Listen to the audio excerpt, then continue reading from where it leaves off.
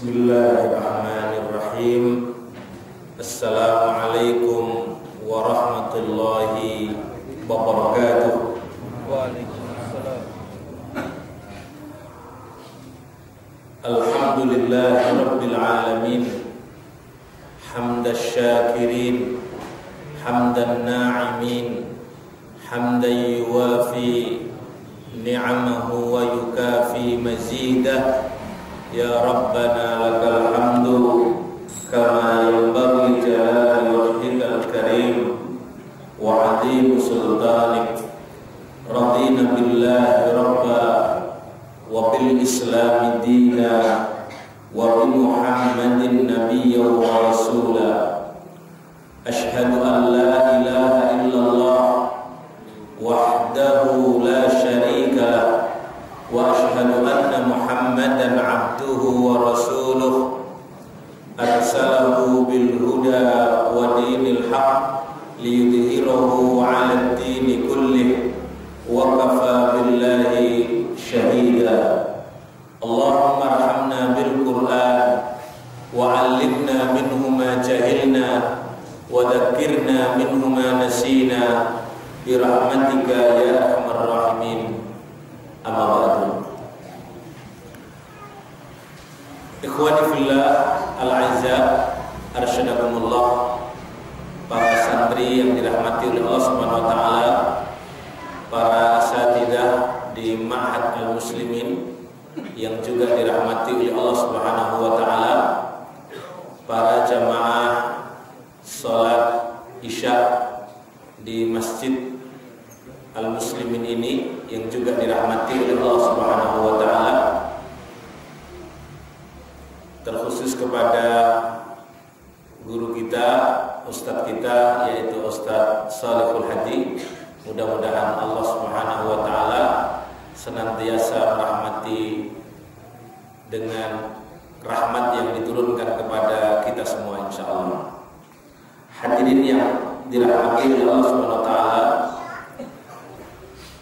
pertama saya mohon maaf sekali dalam waktu yang cukup lama tidak bisa bersilaturahmi ke ma'had ini.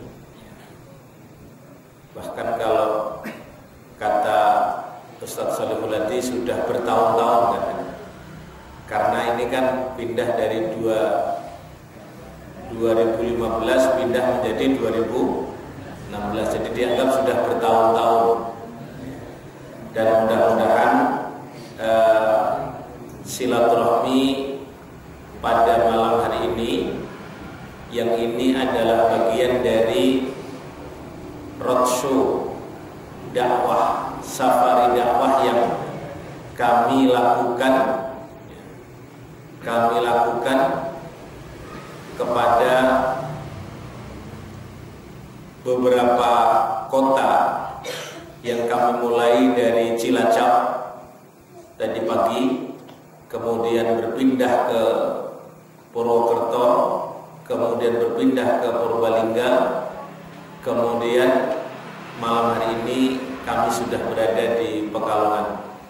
Untuk sampai besok hari akan ada pengembangan dakwah di wilayah Pekalongan ini. Insya Allah sore harinya kita akan melakukan tabligh di Tegal, kemudian malamnya juga, dan hari Ahad pagi kami insya Allah akan memberi tabligh akbar di Cirebon insya Allah. Mudah-mudahan safari dakwah kita ini mendatangkan keberkahan dan manfaat dari Allah Subhanahu wa taala untuk kita semua. Hadirin yang dirahmati oleh Allah Subhanahu wa taala, kajian kita pada kesempatan kali ini akan berbicara tentang aliran sesat. Berikut kriterianya. Hadirin yang dirahmati oleh Allah Subhanahu wa taala, kenapa kita yang insya Allah tidak berada di dalam aliran sesat ini perlu mengerti tentang kesesatan dan penyimpangan serta kejelekan. Ulama memberitahukan kepada kita, na'rifu syarra la li syarri. Kita ini mengetahui kejelekan, kesesatan bukan untuk berbuat jelek dan berbuat sesat, tapi lebih untuk mewaspadai. Karena kesesatan pada saat ini dibungkus dengan berbagai bentuk-bentuk bungkus yang mengesankan bahwa kesesatan itu seolah berada di dalam kebenaran. Maka begitu pentingnya mengetahui kejelekan dan kesesatan ini, sampai Hudzaifah ibnul Yaman, sahabat Nabi SAW, itu bertanya kepada Nabi, yang kata beliau kebanyakan orang itu bertanya tentang anil khairi, tentang kebaikan. Wa kuntu as'aluhu anis syarri, sedangkan aku bertanya kepada Rasul tentang kejelekan. Kenapa dia harus bertanya tentang kejelekan? Makhafatan ayyudrikani, kata Hudzaifah ibnul Yaman radhiyallahu an, aku khawatir kejelekan dan kesesatan itu menimpa kepadaku. Hadirin yang dirahmati oleh Allah Subhanahu wa taala, kita dahulu, kata Hudzaifah, itu berada di dalam kejahilian. Kemudian datang kepada kita Islam, datang kebaikan ini. Pertanyaannya Hudzaifah, apakah setelah datang kebaikan ini akan datang kejelekan? Rasul menjawab iya. Apa kejelekannya itu? Adalah fihi dakhunun, yaitu ada kegaduhan, ada kerancuan. Dakhnun ini kegaduhan dan kerancuan. Blunder. Blundernya bagaimana? Rasul bersabda, qaumun yahduna bi ghairi hadi. Ada orang yang mencari petunjuk bukan dari petunjukku. Wa qaumun yastannuna bi ghairi sunnati. Dan kaum yang yastannun. Yastannun ini adalah mengambil sunnah tapi tidak diambil dari sunnahku.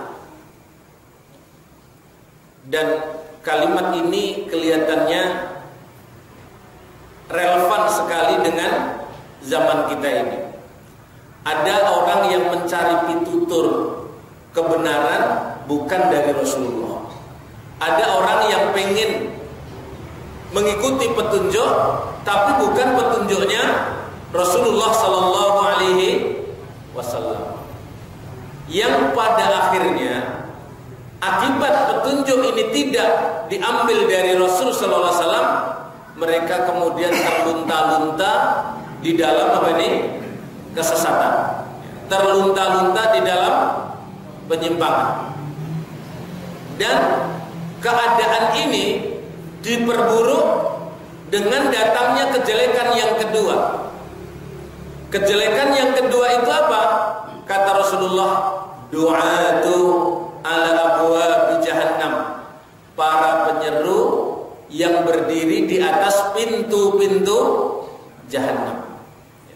Para penyeru yang berdiri di atas pintu-pintu jahannam. Nah, penyeru yang bagaimana yang berdiri di atas pintu jahanam ini, kesan yang diterima ini adalah penyeru itu pengajak kebaikan, tapi berdirinya di atas pintu jahanam. Kata Rasulullah, siapa yang memenuhi panggilan mereka, qadhafuhu fiha, orang itu akan dicampakkan ke dalam neraka tersebut. Ikhwafillah yang dirahmati oleh Allah Subhanahu wa taala, ketika Hudzaifah itu bertanya, ini yang diperparah keadaan kita, siapa justru penyeru tapi malah menyesatkan. Kalau dalam bahasa Jawa, penyeru, pendakwah tapi malah jelungkrongke. Jelungkrongke itu adalah mendorong kita menuju kemana? Neraka. Kaget sekali ketika Rasul menjawab pertanyaan Hudzaifah, sibhum lana ya Rasulullah, tolong kami diberikan ciri-cirinya. Maka kemudian Rasul menjawab, hum min jildatina wa yatakallamuna bi alsinatina. Mereka ini kulitnya sama dengan kita, bahasanya, berbicaranya sama dengan kita, alias ya dari orang Islam juga, tapi orang ini menyimpang, tapi mereka ini penyeru di atas pintu jahanam. Sangat berbahaya. Mungkin kalau hadir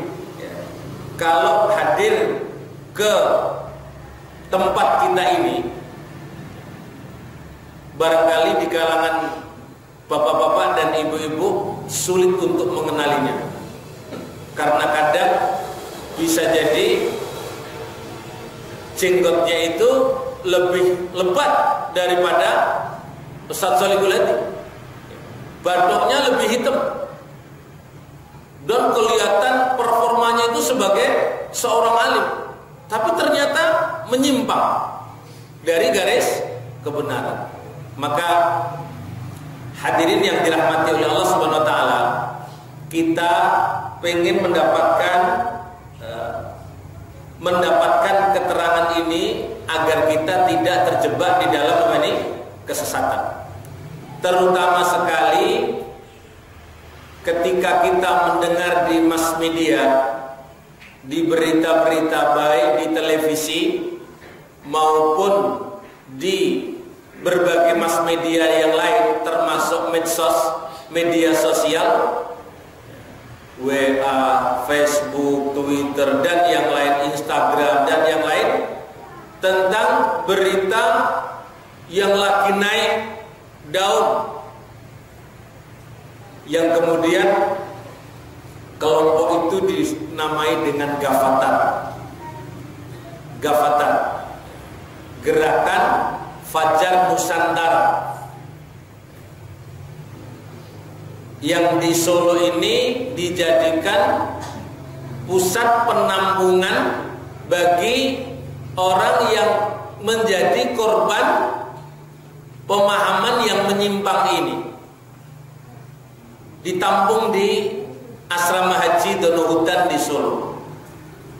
Tim kami alhamdulillah kemarin hadir ke sana untuk melakukan investigasi sejauh mana mereka ini adalah orang-orang yang tadinya muslim, tadinya orang-orang baik, tapi kemudian disesatkan pemahamannya sampai mereka ini tidak sholat lagi, sampai mereka ini tidak puasa lagi, tidak mau haji dan tidak mau zakat. Tidak mau haji dan tidak mau zakat. Dan ketika diajak untuk seperti itu, setelah dicuci otaknya, itu mereka kemudian mau aja. Akhirnya mereka tidak sholat, benar-benar tidak sholat. Ketika mereka mendengarkan keterangan bahwa bahwa millah Ibrahim itu adalah tidak melakukan sholat, tidak melakukan puasa. Dan inilah yang kemudian menjadi kekacauan pemahaman yang terjadi di tengah-tengah kita semua. Hadirin yang dirahmati oleh Allah Subhanahu wa taala, kita berharap dengan kajian ini kita sendiri dan keluarga itu terjaga. Sebab percuma sekali kita jelek-jeleknya atau tampilannya itu sebagai orang Islam, tapi ternyata memiliki pemahaman yang menyimpang. Pemahaman yang menyimpang. Oleh karena itu, kita coba untuk semua kita memahami dengan baik. Mari kita lihat. Hadirin yang dirahmati oleh Allah Subhanahu wa taala, saya akan perlihatkan terlebih dahulu beberapa keadaan kita. Pernah lihat gambar ini? Ini adalah Kiai Slamet Kebo. Ini disebut dengan nama apa nih? Kiai Slamet. Orang menamai Kiai Slamet, bahkan dikultuskan. Setiap malam satu suro, Kebo ini dikirap keliling kota Surakarta oleh banyak orang. Seperti ini, tengah malam. Kemudian seolah bahwa kebo-kebo ini memiliki kekuatan dan memiliki kekhususan yang harus diberikan penghormatan, bahkan penghormatannya melebihi dari kepada manusia. Contohnya ini namanya ritual sungkem kepada Kiai Slamet. Apa iya sih nggak ada wanita lain yang bisa dicium? Kok harus mencium ini? Dan kemudian antara Kebo dengan orang yang sedang melakukan ritual ini pakai kembang yang sama. Dan yang lebih diperburuk lagi di negeri kita ini, ada sekelompok manusia pada saat kirap Kebo Kiai Slamet itu berada di belakangnya nunggu letong. Ini pada ngambil letong. Di Putri kelihatan nggak? Masya Allah. Bayangkan itu ada orang yang jilbaban. Untuk apa mereka ini? Ketika mereka ditanya, itu adalah ngalap berkah letong. Jadi letong itu dianggap memiliki apa nih? Khasiat. Bahkan saya punya data ketika seseorang pengunjung jauh-jauh dari Surabaya di malam satu suro itu memang menyengajakan untuk hadir ke Solo untuk melihat peristiwa tersebut dan dalam rangka mencari ngalap berkah itu. Betul-betul ngambil letong.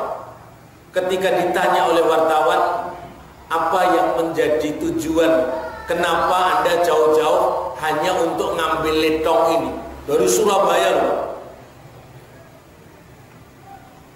Kata dia, letong ini akan saya bawa pulang dan nanti sesampai rumah itu akan saya colekkan di jidatnya cucu saya supaya pintar. Supaya apa ini? Pintar. Coba, apa hubungannya letong sama kepintaran? Letong sama apa ini? Kepintaran. Tidak, dirasio saja tidak bisa. Bahkan kalau kebo itu dulu di kita itu simbol apa? Budo. Budo itu koyo apa ini? Kebu. Koyo kebu. Gitu ya. Nah, ini persoalan yang kita hadapi di tengah-tengah kita. Banyak orang yang kalau ditanya, orang yang di belakang ini semua itu ditanya muslim semua, berkeyakinan juga kepada Allah Subhanahu wa ta'ala. Nah, kini di negeri kita ini hanya sebagian kecil contoh saja. Di negeri kita ini sekarang ini bermunculan aliran sesat atau paham sesat, paham yang menyimpang itu kalau digambarkan seperti jamur di musim hujan. Di mana-mana, di berbagai tempat ada yang sesatnya itu mengaku sebagai nabi, mengaku sebagai nabi, utusan Allah, dan itu adalah petingginya Gavatar ini yang bernama Ahmad Muzadeh. Itu mengaku sebagai rasul yang dijanjikan oleh Allah setelah Nabi Muhammad SAW. Karena di mata dia dan pengikutnya, Nabi itu hanya penyempurna ajarannya Isa alaihissalam. Sedangkan dia ini menganggap menjadi Rasul Al-Masih Al-Mau'ud yang dijanjikan oleh Allah Subhanahu wa ta'ala untuk kebangkitannya. Kok bisa ada orang yang seperti itu? Setelah ditelisik, ternyata dia dapat wangsit. Wangsit ngerti apa? Ya, wangsit itu ketika bertapa yang kemudian dia namai tahanus selama 40 hari di Gunung Bunderan, Bogor. Kata dia, di dalam bertapa atau bertahanus itu niru-niru Nabi pada waktu itu di Gua Hira, itu dia bertemu dengan apa yang dia nisbatkan sebagai Waraqah bin Naufal, yang tiada lain adalah pendeta William yang mengajarkan milah Ibrahim. Milah Ibrahim atau milah Abraham itu apa? Itu adalah sebuah ajaran yang memadukan antara Islam, Kristen sama Yahudi. Tiga-tiganya dicampur jadi satu, dan kemudian dijadikan sebagai satu ajaran. Inilah letak kesalahannya. Karena setelah datangnya Nabi Muhammad SAW ini, agama ini disempurnakan dan tinggal namanya itu dan jenisnya itu disebut dengan nama Islam ini. Tidak ada jenis yang lain. Siapa yang mencari agama yang lain, wa may yabtaghi ghairal islami dinan fala yuqbala minhu. Siapa yang mencari selain Islam sebagai agamanya, maka dia tidak diterima. Siapapun orangnya, asalkan dia hidup setelah Nabi diutus, maka dia tidak diterima. Yang kedua, apa bedanya antara diutusnya Ibrahim dan Nabi Isa dan juga nabi-nabi yang lain dengan Nabi Muhammad? Di dalam Al-Quran Allah menyebutkan, inna arsalnaka kafatan linnas basyiran wa nadhira. Engkau kami utus wahai Muhammad itu untuk seluruh manusia, kafatan linnas, basyiran wa nadhira, memberi kabar gembira dan memberi peringatan. Sedangkan nabi-nabi yang lain diutus kepada siapa? Umatnya. Ada yang diutus kepada kaumnya yang bernama Madian, Kemudian ada yang diutus kaumnya yang bernama Saddam. Ada yang diutus kaumnya kepada kaum Ad. Ada yang diutus kepada Bani Israel dan sederetan yang lainnya. Sederetan yang lainnya. Tapi Nabi Muhammad diutus kafatan linnas. Kafatan linnas. Berarti manusia mana saja yang tidak mengikuti ajaran Nabi Muhammad, maka dipastikan dia ini adalah menyimpang. Dia ini adalah menyimpang. Mari kita lihat lebih jauh dari mana sesungguhnya akar kesesatan itu bermula. Kita lihat surat Al-A'raf ayat ke-146. Sa'asrifu an ayati alladzina yatakabbaruna fil ard bighairil haqq. Sungguh aku akan memalingkan orang yang menyombongkan diri di muka bumi ini. Jadi orang yang menyombongkan diri ini menjadi tersesat karena Allah tidak menyukai dan dia menjadi terpalingkan dari kebenaran ini. Kenapa terpalingkan dari kebenaran? Karena sombong. Sombong itu apa? Batarul haq wa ghamtun nas. Menolak kebenaran dan meremehkan manusia. Sesungguhnya alur kebenaran ini sudah dibikin dari Allah turun kepada Rasulullah, kemudian dijabarkan oleh sahabat-sahabatnya sampai kepada tabi'in, sampai kepada tabi'ut tabi'in. Inilah yang dijamin. Tapi mereka tidak mau dengan ini. Membikin jalan baru, jalan yang lain, paham yang lain. Inilah yang menyebabkan disebut kesombongan dan menyimpang. Mereka jika melihat tiap-tiap ayatku, wa iyyaraw kulla ayatin, melihat tiap-tiap ayatku, la yu'minu biha, mereka tidak mau beriman. Jadi dipaparkan ayat Al-Quran secara keseluruhan. Dalam konteks ini dulu kitab Taurat, ayatnya Allah secara keseluruhan. Yang terjadi apa? Yang terjadi mereka ini adalah tidak beriman. Lalu berimannya bagaimana? Berimannya separuh-separuh. Dalam bahasa kerennya namanya parsial. Potongan-potongan saja. Tidak secara utuh mereka ini percaya. Maka perilaku percaya separuh-separuh itu mengambil bagian tertentu dan membuang yang lain, ajaran yang lain, itu adalah perilaku ahlul kitab sebelum kita. Ahlul kitab itu siapa? Yahudi sama Nasrani. Nah, sebagaimana itu disebut di dalam surat Al-Baqarah ayat 85,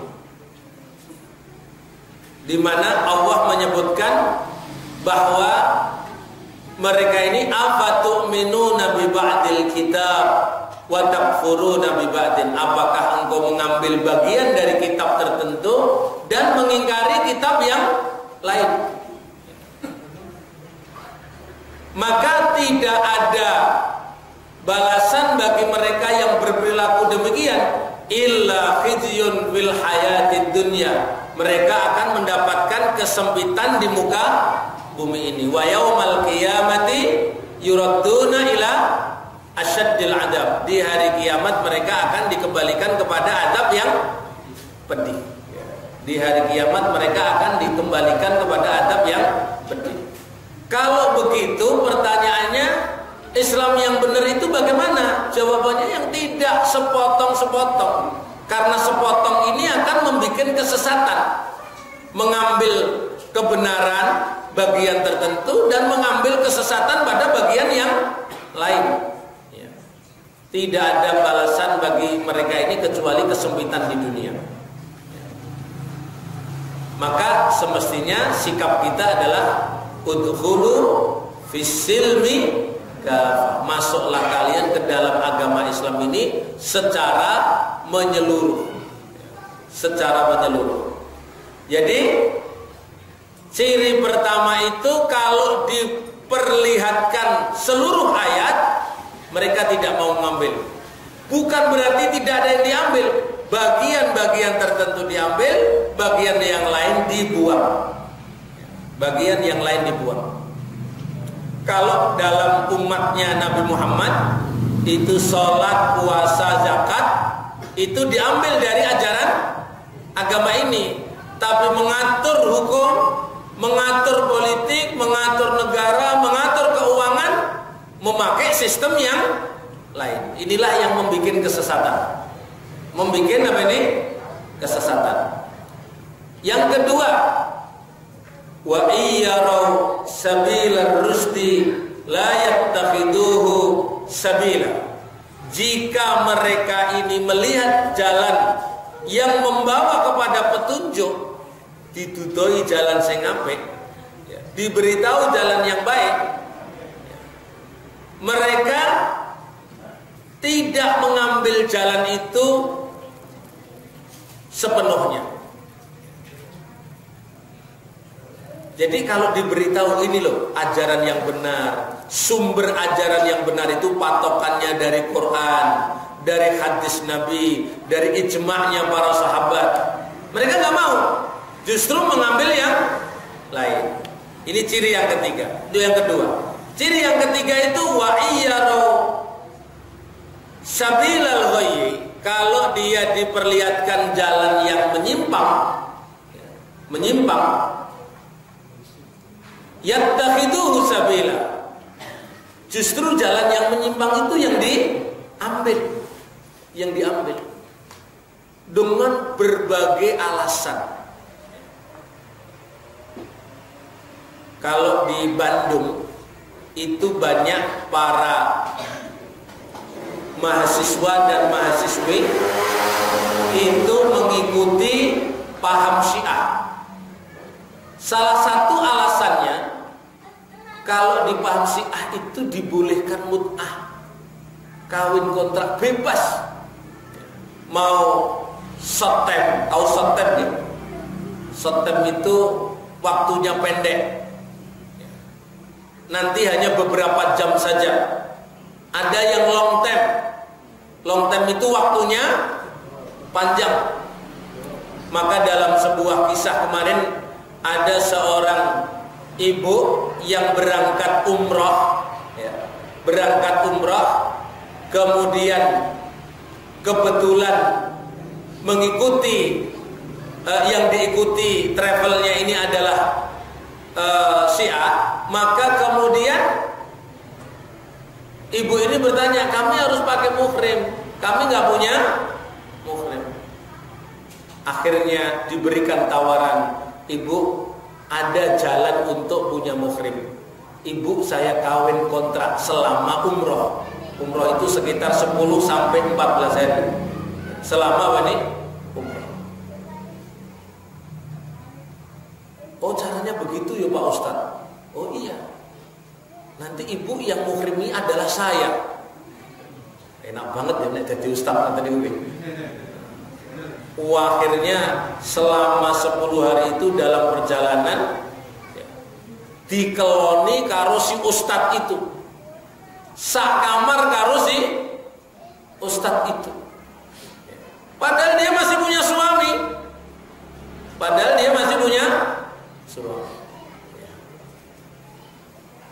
Ini masalahnya. Jadi penyimpangan itu akan terjadi mengerikan sekali. Bahkan di kalangan mahasiswi di Bandung ditemukan jilbabnya besar, bahkan ada yang pakai cadar gitu ya. Itu datang ke ahli penyakit kelamin atau ginekolog.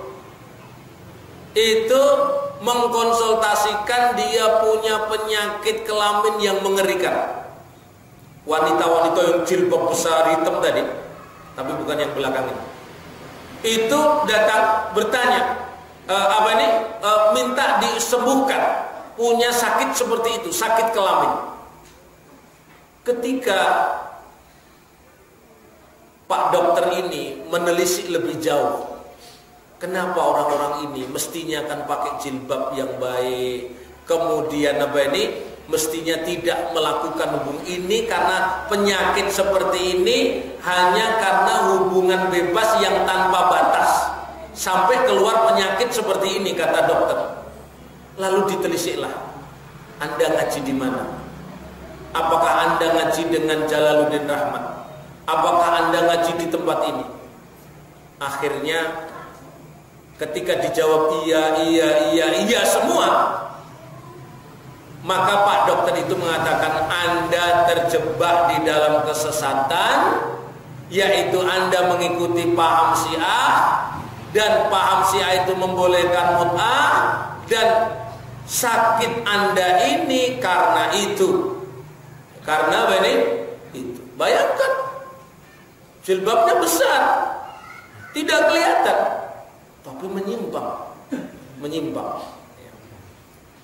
Nah, pertanyaannya, kenapa kok itu diminati banget? Yang menyimpang tadi diminati, jawabannya enak.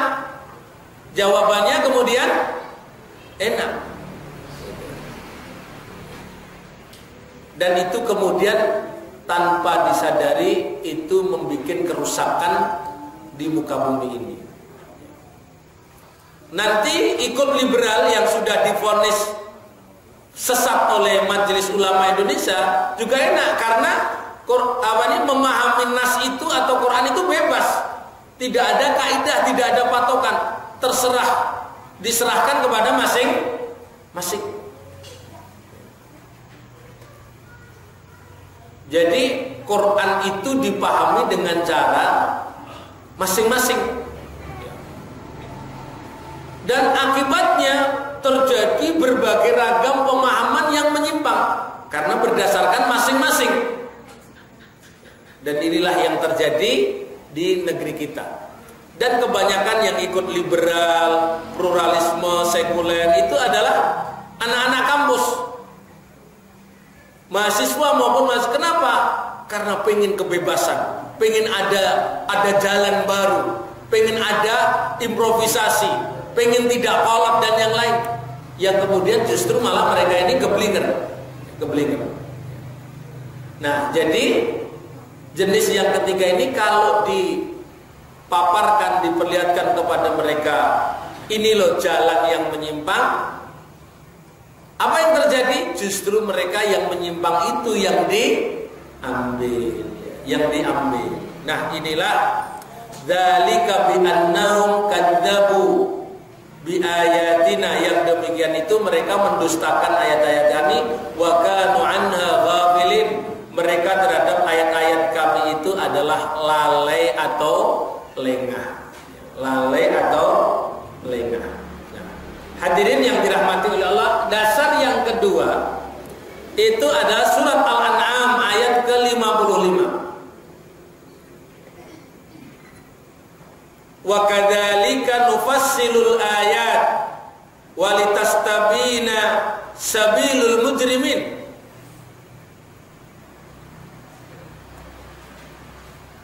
Mari dilihat di depan. Demikianlah kami rincikan tanda-tanda itu atau ayat-ayat itu agar semakin jelas mana letak jalannya orang-orang yang durjana.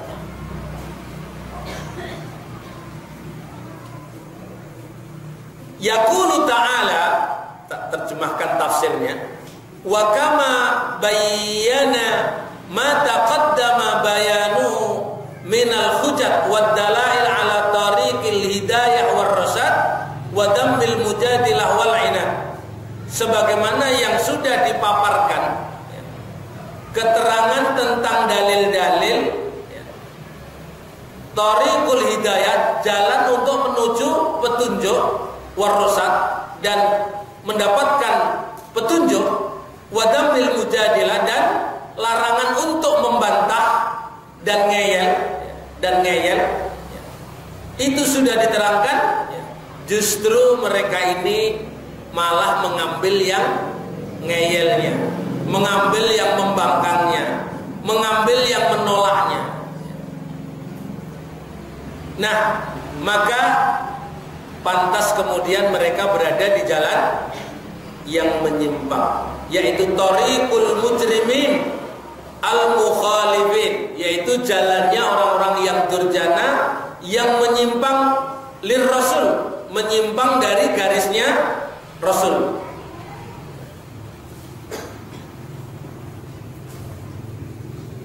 Nah, maka hadirin yang dirahmati oleh Allah Subhanahu wa taala, inilah letak penyimpangan tersebut. Mari kita lihat apa yang sesungguhnya terjadi kesesatan pada ajaran Ghafatar tadi. Jadi ajaran Ghafatar itu pertama bermula dengan nama Al-Qiyadah Al-Islamiyah, dengan Nabi dan Rasulnya adalah Musaddiq. Ketika divonis Musaddiq bersalah dan dipenjara 4 tahun, maka kemudian dia keluar melakukan reinkarnasi, bukan bertobat tapi melakukan reinkarnasi dengan nama baru, namanya Qomar, yaitu komunitas Millah Abraham. Komunitas Millah Abraham yang inti ajarannya itu adalah menyatukan agama-agama yang ada, khususnya 3, Yahudi, Nasrani, dan Islam. Itu Millah Ibrahim. Ya. Yang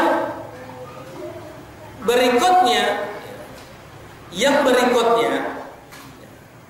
itu kemudian berpindah lagi namanya menjadi Ghafatar, Gerakan Fajar Nusantara.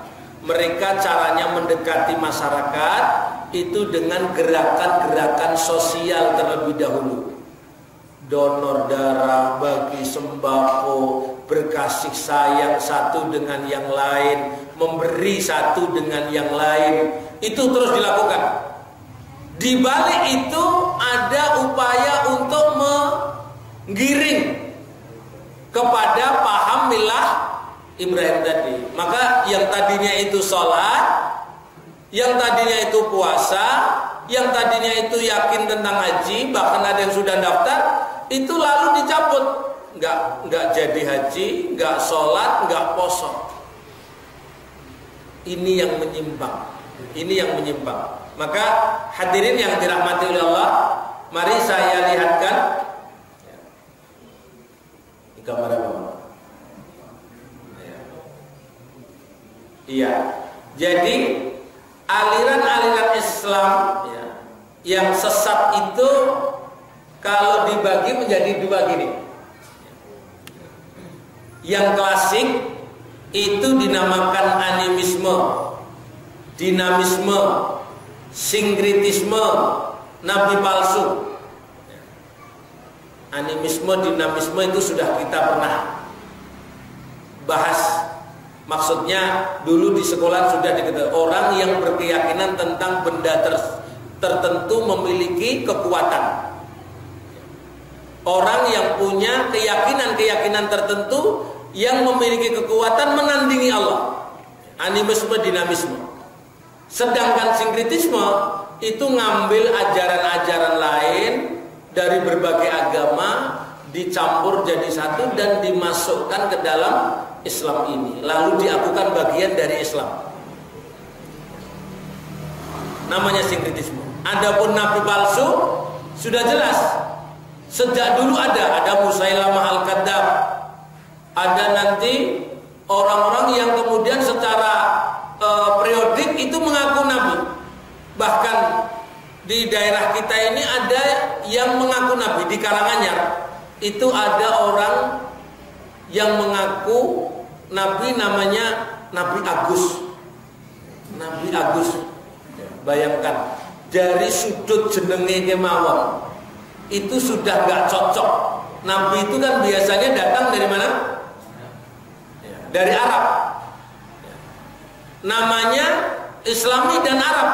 Ini Agus, Nabi Agus, yang akhirnya ditindak oleh Kapolres Pak Haji di Karanganyar. Karena ini betul-betul apa ini? Menyimpang. Betul-betul menyimpang. Nah, yang modern itu terdiri dari sekularisme, pluralisme, liberalisme, feminisme. Ini saya sebut nih akarnya dulu. Bermula dari sini. Termasuk akarnya Gavatar itu dari pluralisme. Paham bahwa agama itu yang tumbuh di Indonesia ini punya nilai kebenaran sendiri-sendiri. Jadi semua agama itu benar. Sedangkan Allah berfirman, "Innad dina indallahil Islam." Sesungguhnya agama yang diakui oleh Allah itu adalah apa nih? Islam. Siapa yang mencari selain Islam tidak diterima. Maka ajaran Gavatar itu aslinya adalah ajaran inklusif, pluralis. Inklusif itu tidak eksklusif. Orang yang memandang hanya kebenaran itu hanya ada di dalam Islam itu namanya eksklusif. Kalau kebenaran itu datang dari berbagai agama, itu namanya inklusif. Inklusif. Nah, orang ini ternyata bermula dari cara paham yang salah tadi, pluralisme. Jawabannya yang benar bagaimana? Islam mengakui pluralitas, tapi tidak membenarkan pluralisme. Napa niku? Islam itu mengakui pluralitas. Apa itu pluralitas? Keberagaman. Apa arti keberagaman? Dalam Al-Kafirun itu lakum dinukum waliyadin. Kalau Anda memang mau pakai agama itu yang Anda yakini, silahkan. Waliyadin, dan agamaku adalah agamaku, yaitu Islam. Jangan kemudian menjadi blunder. Toh di Kristen juga ada baiknya, ada kebenarannya. Di Hindu ada kebenarannya. Di Yahudi ada kebenarannya, di Majusi ada kebenarannya, di Islam juga ada benar. Jadi pandangan mereka menjadi Islam itu sebagai salah satu dari kebenaran. Kalau yang diajarkan oleh Allah, Islam